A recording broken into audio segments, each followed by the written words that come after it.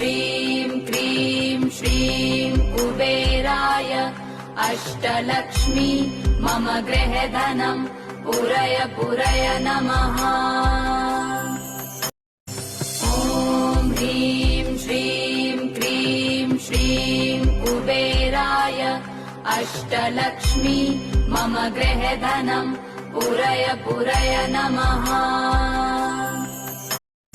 ॐ ह्रीं श्रीं क्रीं श्रीं कुबेराय अष्टलक्ष्मी मम गृहधनं पुरय पुरय नमः।